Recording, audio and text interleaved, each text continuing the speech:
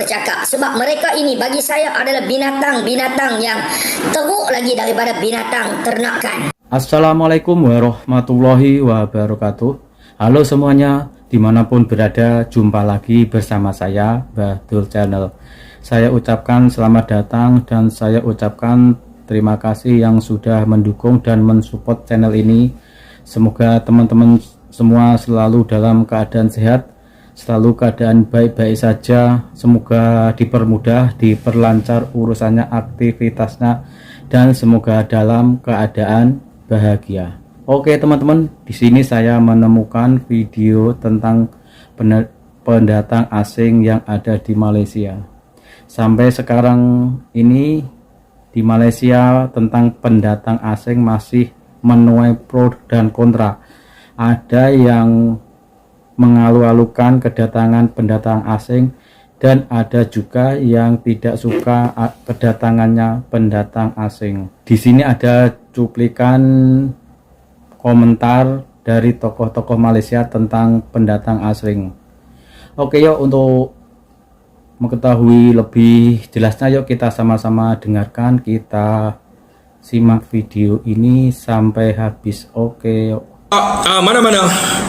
Mana-mana warga asing pendatang haram yang ada dalam ni, kita minta terus saja dihantar mereka ini ke bulan. Sebab saya tidak berminat untuk bercakap dengan pendatang haram, dengan anak-anak pendatang haram. Saya tidak berminat untuk bercakap sebab mereka ini bagi saya adalah binatang-binatang yang teruk lagi daripada binatang ternakan. Sebab mereka tidak mempunyai dokumen dan mereka akan jadikan masalah dalam negara kita. Sebelum saya nak pergi ke tajuk yang lain, saya nak kongsikan di sini bagaimana warga-warga asing ini mereka masuk dalam negara kita. Mereka masuk, mereka bekerja, mereka dapatkan pengalaman, mereka masuk menggunakan calling visa. Mereka dapatkan pengalaman dalam negara kita, dalam negeri kita. Mereka bekerja dengan rakyat tempatan menggunakan calling visa yang sah. Selepas mereka mengambil 2-3 tahun pengalaman, apa yang mereka akan buat? Boleh tanya tauke-tauke yang ambil pendatang asing ini, warga-warga asing ini bekerja secara sah. Apa yang mereka akan buat? Mereka ini akan buat selepas 2-3 tahun bekerja, mereka ada pengalaman, mereka kumpul duit, mereka akan larikan diri daripada majikan. Mereka tidak akan datang kerja, mereka akan larikan diri daripada majikan. Kalau mereka berniaga, kalau mereka bekerja di kedai-kedai makan, mereka ini akan lari daripada majikan dan mereka akan buka kedai dan jadi tauke sendiri. Ini pertama. Yang kedua, mereka dalam masa 2-3 tahun mereka akan mula cari pasangan, bercinta.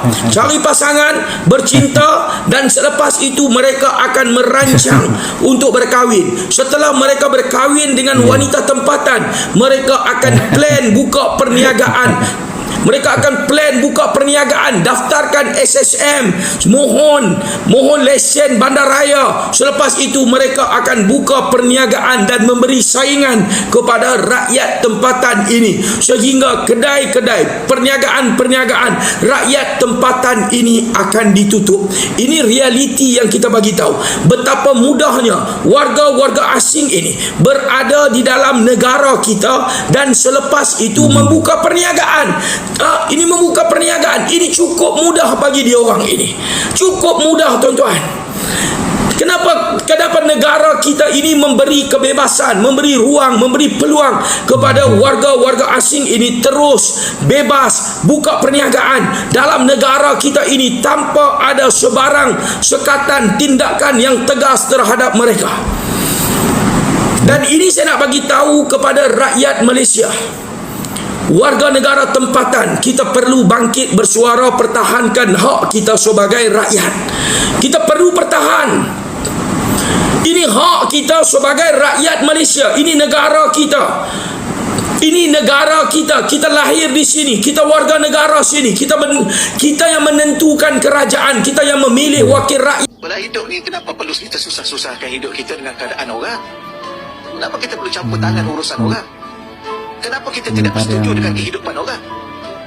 Itu kehidupan dia lah. menyetujui Dia hidup macam adanya tu. Allah susun dia tu. pendatang asing. Dan kita belajar tauhid, tidak akan berlaku satu yang berlaku. Semua yang berlaku itu dalam takdir Allah, dalam urus takbir Allah, dalam ketentuan Allah, dalam pilihan Allah. Allah yang uruskan hidup dia. Dia ada tu pun Allah yang adakan dia. Dia hidup sampai sekarang, Allah yang ada. Dia kahwin dengan isteri dia tu pun Allah yang pilih untuk dia. Di tangan jodoh dia. Kenapa kita sibuk dengan jodoh orang? Ada kenapa kita duk sibuk dengan orang? Duk marah-marah kat orang. Kan berapa ramai di luar sana dia duk marah-marah kat orang. Akhir sekali dia isteri kedua. Jangan bergurau dengan takdir orang. Kadang-kadang kita belum tentu takdir kita sendiri. Jangan duk sibuk dengan takdir orang. Agak-agak takdir orang itulah takdir kita juga. Inilah belajar tauhid. Belajar tauhid ialah sibuk dengan Allah dan sibuk dengan diri kita dengan Allah. Bukan sibuk dengan Komentar orang Malaysia juga ini ya, tokoh Malaysia. Assalamualaikum warahmatullahi taala wabarakatuh, guys. Okey. Kepada khas aku tujukan video ni khas kepada Ustaz Sufian.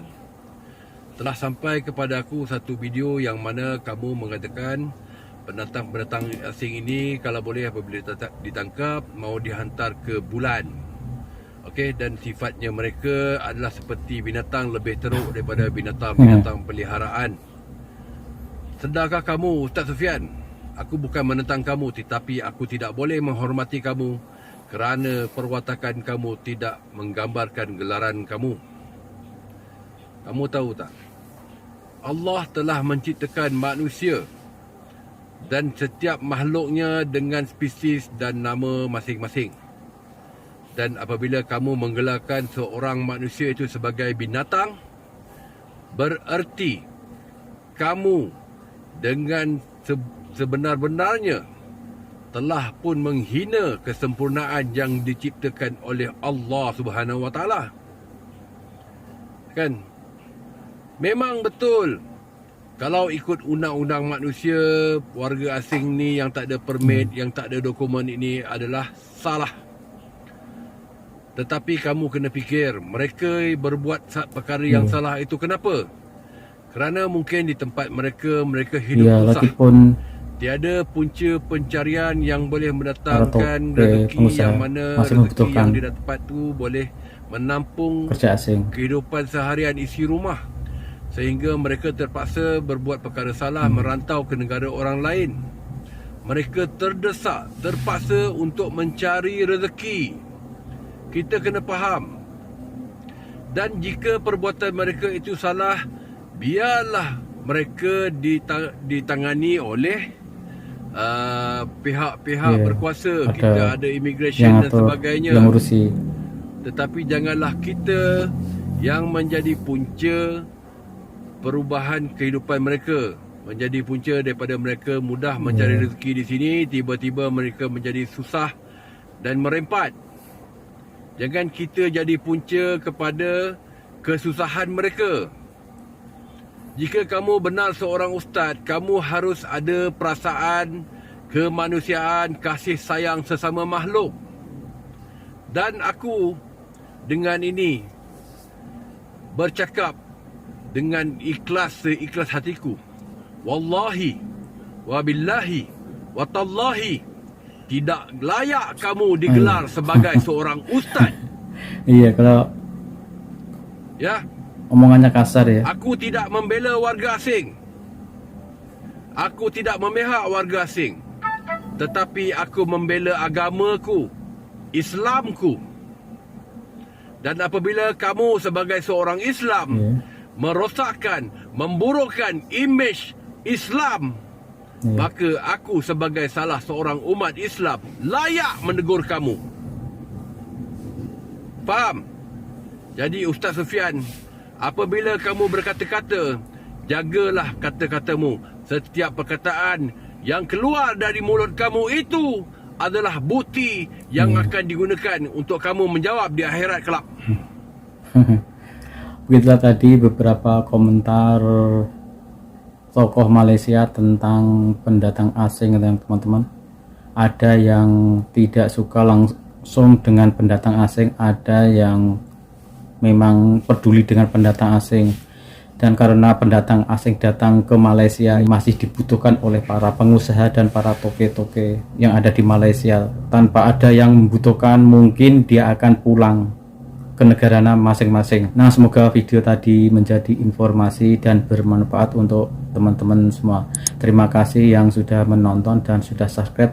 Yang belum subscribe, silahkan subscribe biar bisa mengikuti video-video saya berikutnya. Oke, saya minta undur diri. Wassalamualaikum warahmatullahi wabarakatuh.